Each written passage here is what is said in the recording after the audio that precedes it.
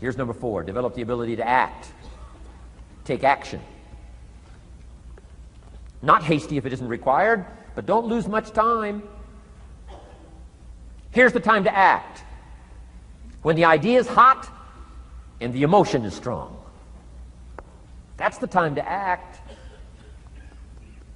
You say, Mr. Rohn, I'd like to have a library like yours. See, if you feel strong about that, what you got to do is get the first book and then get the second book.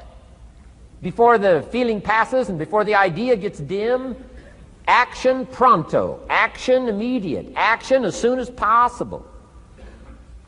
Because if you don't, here's what happens. We call it the law of diminishing intent. We intend to when the idea strikes us. We intend to when the emotion is high.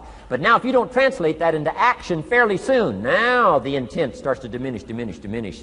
And a month from now it's cold. A year from now, can't be found. So act. Set up a discipline when the emotions are high and the idea is strong and clear and powerful. That's the time to set up the discipline. Somebody talks about good health and you're stirred. Says, right, I need to get a book on nutrition. Get the book before the idea passes and before the emotion gets cold. Go for the book. Start the library. Start the process. Fall on the floor. Do some push-ups. Action. Got to take action. Otherwise, the wisdom is wasted. Otherwise, the emotion soon passes. Unless you put it into a disciplined activity. Capture it. Disciplines is called how to capture the emotion and how to capture the wisdom and translate it into equity. Disciplines. Now, here's what's important about disciplines. All disciplines affect each other. In fact, here's a good philosophical phrase. Everything affects everything else. Nothing stands alone. Don't be naive in saying, well, this doesn't matter. I'm telling you, everything matters. There are some things that matter more than others, but there isn't anything that doesn't matter. Okay. We all pity the man who says, well, this is the only place I let down. Not true. Key to take home. Every letdown affects the rest of your performance. Every letdown affects the rest. This is part of the educational process on personal development. If you don't take the walk around the block, you probably won't do the apple a day. If you don't do the apple a day, you probably won't start building your library. If you don't build your library, you probably won't keep a journal, and you won't take pictures, and you won't do this, you won't do wise things with your money, won't do wise things with your time, won't do wise things with your possibilities and relationships, and the first thing you know, 6 years of that accumulated, and we say you have messed up. So the whole key to reversing that process now is to start picking up these disciplines. Now here's the positive side. Every new discipline affects the rest of your disciplines. Every new one affects the rest. That's why action is so important. The least action, the smallest action. Take it. Because when you start accomplishing and the value starts to return from that one action, it'll inspire you to do the next one and the next one and the next one. You start walking around the block, it'll inspire you to get an apple. Get an apple, it'll inspire you to get a book. Get a book, it'll inspire you to get a journal. Get a journal, it'll inspire you to grow, develop some skills. All disciplines affect each other. Every lack affects the rest. Every new affects the rest. The key is to diminish the lack and set up the new. And you've started a whole new life process. Key. Also, one more thought on discipline. Here's the greatest value of discipline. Self-worth. Self-esteem. People are teaching self-esteem these days, but they don't connect it to disciplines. The least lack of discipline, and it starts to erode our psyche. One of the greatest temptations is to just ease up a little bit. Right? The slightest lack of doing your best starts to erode the psyche. Instead of doing your best, doing just a little less than your best. Sure enough. You say, well, it's just going to affect my sales. No, it's going to affect your consciousness. It's going to affect your philosophy. Now you've begun in the slightest way to affect your own philosophy. Here's the problem with the least neglect. Neglect starts as an infection. And if you don't take care of it, it becomes a disease. And one neglect leads to another. And the worst of all, when neglect starts, it diminishes our self-worth, our self-confidence, our self-value. You say, well, how can I get back my self-respect? I'm telling you, you don't have to go to 29 classes. All you have to do is start the smallest discipline that now corresponds to your own philosophy, like I should, and I could, and I will. No longer will I let neglect stack up on me so that I will have the sorry scenario 6 years from now, giving some excuse instead of celebrating my progress. That's the key to discipline. Okay? Let's get kids involved in the least of disciplines. One more, and then one more, and then another one, and then another one, and then some more. And the first thing you know, you're starting to weave the tapestry of a disciplined life into which you can pour more wisdom and more attitude and more strong feeling, more faith and more courage. Now you've got something, a vessel in which to put it. And now the equities start to flow. And the early return, I'm telling you, if you'll start this process, the early return will have you so excited, you'll commit yourself to this strategy for the rest of your life. You'll never go back to the old ways. Join a new crowd. Join a new group. The disciplines to do it. Take action. I recommended the last time I was here the little book, Richest Man in Babylon, and I said I've lectured now to over 3 million people in the last 33 years, and I've recommended this little book to almost all of them, I think. Guess how many have actually gone and got this little book? Answer, very few. My best guess is 10%. Such an easy thing to do. In that last seminar, right, I suggested this little book, number one, is easy to find. Number two, it's easy to buy. The most you can pay for it, $6, $7, $8. You can borrow that from your kids. And number three, it's easy to read. It's in story form. That's why I use it for teenagers, teaching them how to be rich by 40, 35, if you're extra bright, much sooner, if you find a unique opportunity. But if it's easy to find and easy to buy, and if it's easy to read, why wouldn't everybody go get it? We don't know. What do you know? You don't know. I don't know. Nobody knows. Here's how profound it is. Some do and some don't. Now here's the numbers. About 10% do. 90% don't or won't. And we don't know the mystery of that. And I'm telling you, 10 years from now, those numbers will still be the same. 10% will, 90% won't.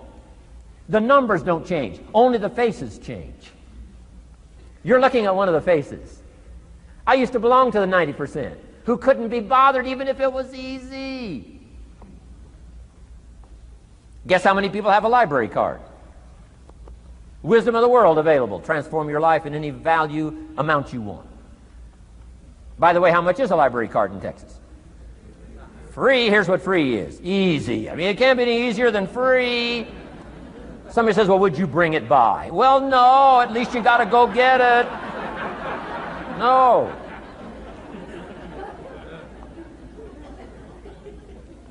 Wisdom of the world available. Transform your life spiritually, socially, personally, economically, and every other way. Teach you how to be rich and powerful and sophisticated and healthy, influential. How many people have a library card? Answer, 3%.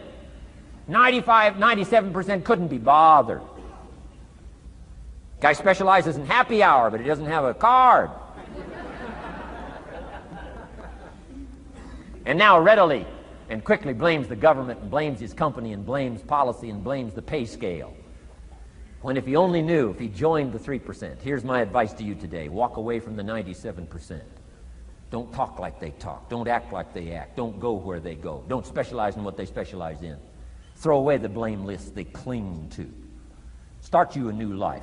You say, well, is it as simple as getting a library card and join the 3%? And the answer is, of course. Of course. That's how easy this stuff is.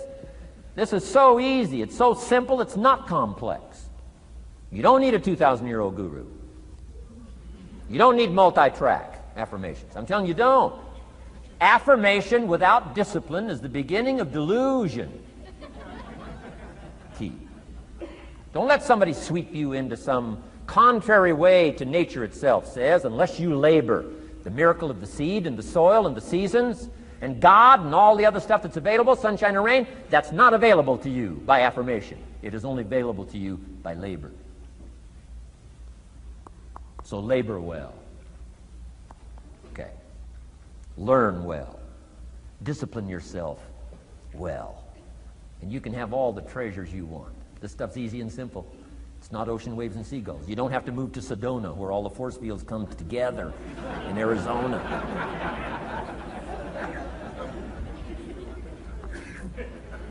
Let's teach our kids the simple ways to transform their health, number 1. Their economics, number 2. Their ability to communicate, number 3.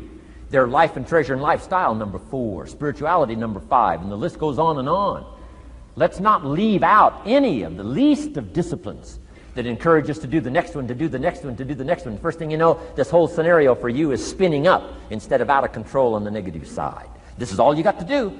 It's as simple as this. It's as simple as a start, committing yourself to life change. And once you start down this road, I promise you, you'll join the 10% and the 3%. We're going to talk financial independence in just a little while. Guess how many people can retire from the income of their own personal resources when it comes time to retire? Answer, 5%. In the most independent country in the world, 95% are dependent, 5% are independent.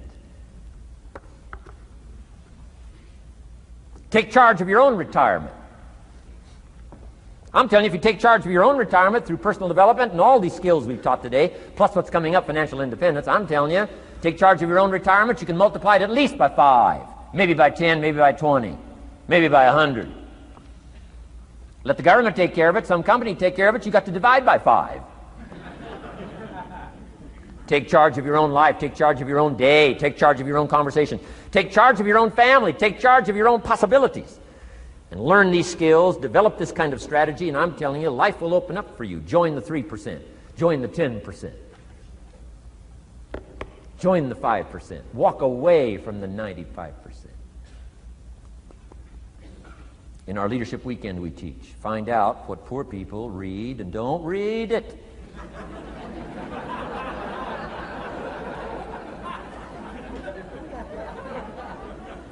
I'm telling you, don't talk like they talk. Lend a helping hand, but don't fall into their poor philosophical scenario. Don't blame what they blame. Don't use the excuses they use. It's called the language of the poor. Switch gears, switch language, switch ideas, switch strategy. Start with the simplest of disciplines. And don't bemean any of these disciplines. The smallest of disciplines starts the process of life change. And if you'll invest in this thing called discipline, you can have whatever you wish. It's called the beginning of a miracle. Now here's the last clue on discipline. Do the best you can. We covered earlier, but here's a good scenario for the do the best you can. I've got a good question for you. Is the best you can do all you can do?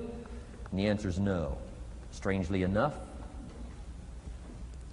If we all fell on the floor right now and did as many push-ups as we possibly could, and let's say for some reason you haven't been into push-ups lately, I can't imagine why, but let's say the best you can do is 5. And you look up at the rest of us and say, hey, 5 is the best I can do. We can tell by the look on your face that's probably true. 5 is the best you can do. Now, is 5 all you can do?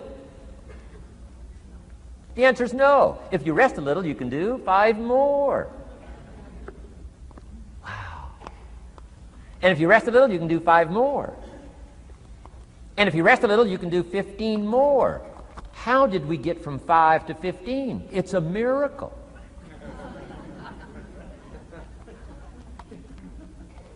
And if you rest a little, you can do 15, rest a little, you can do 15, rest a little, you can do 20.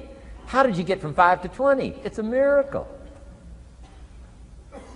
Did you know you can keep doing that? Do a little more, rest a little, do a little more, rest a little, and finally get up to 50 push-ups? Is it possible to get up to 50 push-ups?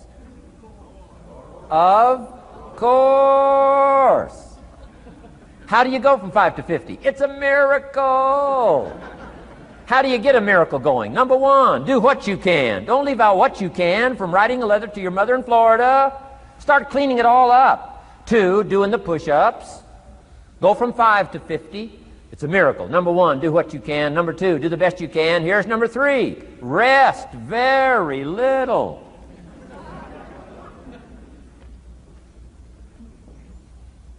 Don't rest too long. Why? The weeds take the garden. Kids have got that figured out. You can't rest too long. Here's the clue. Make rest a necessity, not an objective. The objective of life is not to rest. The objective of life is to act. Think of more disciplines. Think of more ways and means in which to use your own wisdom and your own philosophy, and use your own attitude, your own faith, your own courage, your own commitment, your own desires, your own excitement. Invest it, invest it, invest it, invest it in discipline so that it's not wasted. The smallest of discipline. Thereby transform your life. Join the 5%, join the 10%, join the 3%.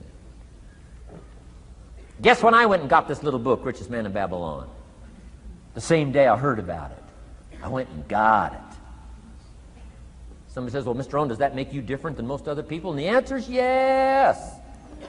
Somebody says, well, why is that? We don't know. We don't know. What do you know? You don't know. I don't know. None of us knows. Some do and some don't. The numbers don't change. Only the faces change. From those who get in on a seminar like this, listen to a dynamic sermon, read a book, listen to some cassettes, take seriously the next conversation of a friend who wants to level with you, and do something about it. And you can walk away from the 97% and not live there anymore. Because if you don't, the next 6 years of your life will be like the last 6. Mr. Shove said to me, Mr. Rohn, 6 years now you've been working. I'm telling you the next 6 years of your life is going to be like the last 6 unless you take advantage and start making these personal changes. I made the changes, totally revolutionized my life. So take a look at the next 5 years of your life. It's going to be like the last 5 unless you change. And if you will change, everything will change. Join the 5%. 10 years from now, the numbers are going to be the same. But I'm telling you, some faces in this audience can change and start showing up in the 3% crowd, and the 5% crowd, and the 10% crowd, and thereby dynamically affect your life and your future. Develop these strengths.